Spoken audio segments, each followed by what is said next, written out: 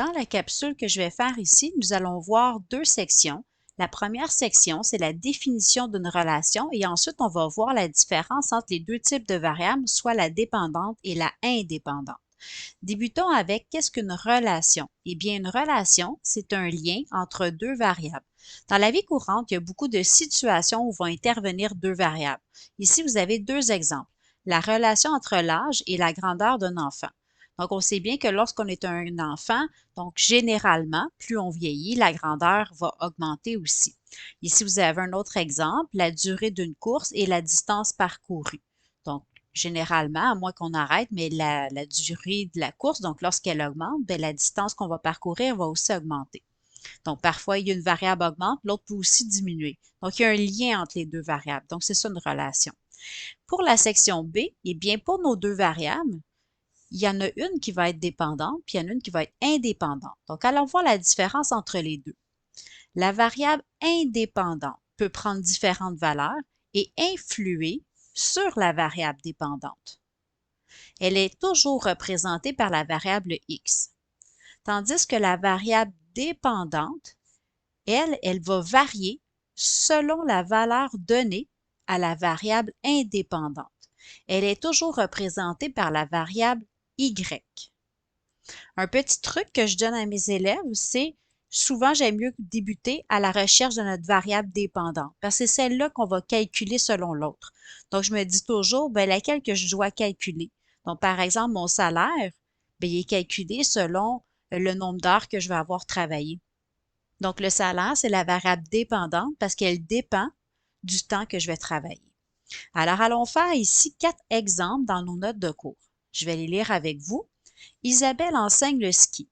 Son tarif est de 20 $ la leçon. D'une semaine à l'autre, ses revenus varient selon le nombre de leçons qu'elle offre. Ici, dans la dernière phrase, on voit nos deux variables. Il nous parle des revenus d'Isabelle, puis il nous parle du nombre de leçons qu'elle va offrir. Donc, la variable dépendante, c'est les revenus. Pourquoi? Parce que les revenus, ils vont varier selon le nombre de leçons qu'elle va offrir. Donc, la dépendante, ici vous avez la petite phrase ici, varie selon la valeur donnée à la indépendante.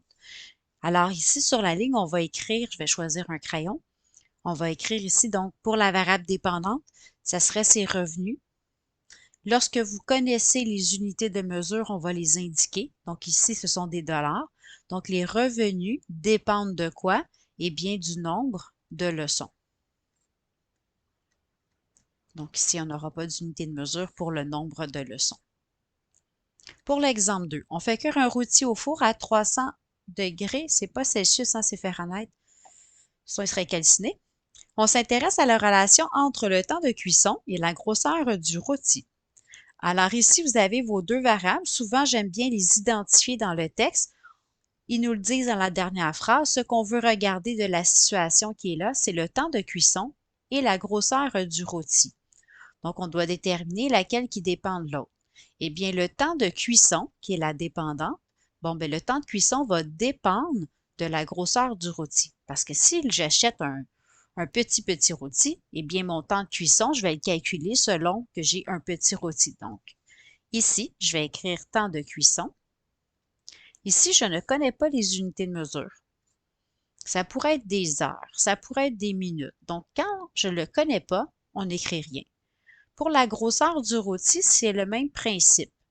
Généralement, ça serait plus la masse que je devrais écrire, mais là, dans le texte, il nous parlait de la grosseur, donc je vais respecter les mêmes mots.